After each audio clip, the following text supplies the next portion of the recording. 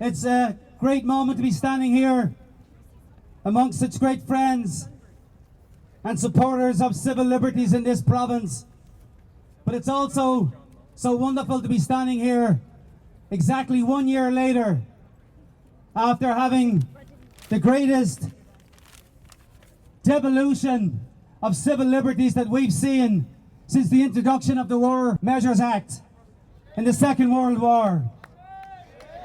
I'm particularly proud to be standing here because the Ontario Federation of Labour, along with the CLC and Amnesty International, Canadian Federation of Students, Council of Canadians, we all got together a year ago and mobilised a massive demonstration in this province, and we started right here on this lawn. But prior to that demonstration, we'd been working with the police to make sure that we did have, as somebody said earlier on, a family-friendly protest. We urged families to take their children and friends and whomever down to demonstrate, to send a signal to the international guests of the G20 that we were not going to accept this austerity plan being introduced by the Harper government and his attempt to sell that nonsense across the globe. And indeed, they've been somewhat successful when you take a look at what's happening in France, what's happening in Greece, what's happened in Ireland, and you take a look at the austerity program and the suffering it's causing average citizens in those communities. That's what we were out to protest. And we were led to believe that Queen's Park was going to be a designated protest area. So we asked people to bring their children, to bring their friends and their family down here so as we could have this protest and we'd have this march.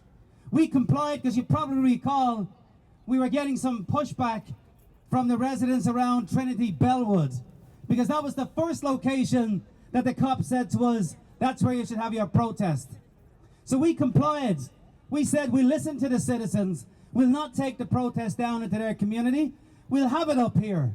So we were led to believe that this was going to be a safe space for family and friends and protesters and trade unionists and environmentalists and senior citizens and teacher unions and auto workers. We thought we'd be safe up here. And now a year later, I want to know who's responsible for making the decision to send the cops to Queen's Park, to beat the crap out of citizens, to beat them to a pulp, to break their limbs. I want to know who's responsible for that. And we need to have a full-blown public inquiry if we're to find out who's responsible for that mayhem, that act of violence against ordinary citizens. And we've listened for a year now. We've listened to the charade. We've listened to the code of silence, the blue thin line, closing their ranks around the cops, whether it be those on the front lines who perpetuated the violence. But I'm more interested in the ones behind the scenes. That's a scarier bunch.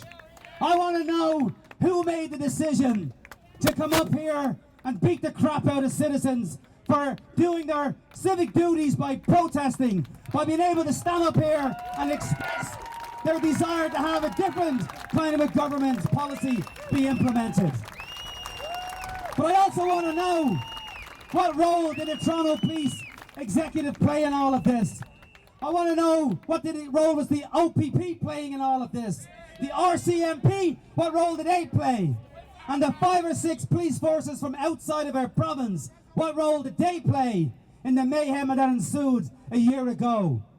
And the only way we can get to that answer, my friends, is to keep the pressure up the way we are today, the way we've been this past week. But above all, we have to say to the Chief of Police in this city, you let us down, Chief Blair. You did not protect the citizens of this community, Chief Blair. You were behind the scenes, Chief Blair, covering up for those cops who beat the crap out of our citizens. And we know that code of silence that you have engaged in has prevented the special investigation units from finding out what went on behind the scenes. We know that you know the identity of those cops. Don't tell me you don't, you do. And because of that cone of silence that you've engaged in. We are demanding here today that you step down, Chief Blair. It's time you left. It's time you left. It is not acceptable to say to the community, for example, in any one part of our community, when we find criminal activities taking place on the streets and young people get shot, we expect the citizens, and you demand of the citizens, you demand of those citizens that they come forward and give the names of whomever may have been witness to a crime being committed in this city. Why doesn't that same law apply to the cops in this city? Why can't you step forward? Why can't you step forward and say, yes, the police will be held accountable. They're accountable to civilian authority in this province.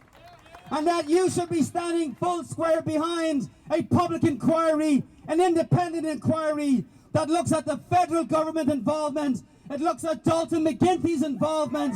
It looks at the mayors of Toronto's involvement. And it looks at the police involvement. Nothing less will satisfy us. And if you don't believe that, take a look at today's newspapers. It doesn't matter what paper you look at. Toronto Star, Toronto Sun, Globe and Mail, Hamilton Spectator, front page news, Chief Blair and Dalton McGuinty and Stephen Harper. This is not going away. A year ago, 73% of the public said they supported the police actions. Today, it's only 23%. A massive change in public opinion. And that came about because of what you're doing here today. Each and every one of you has contributed to that downfall in popularity of that message. Thank you for fighting.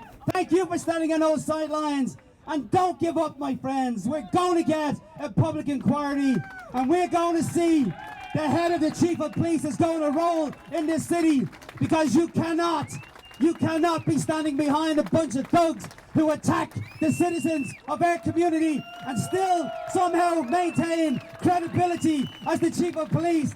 That's not on, Chief Blair. Step down and do the honourable thing. Take a walk, Chief Blair. It's time you left, and then we get a full public inquiry. Thank you very much, sisters and brothers.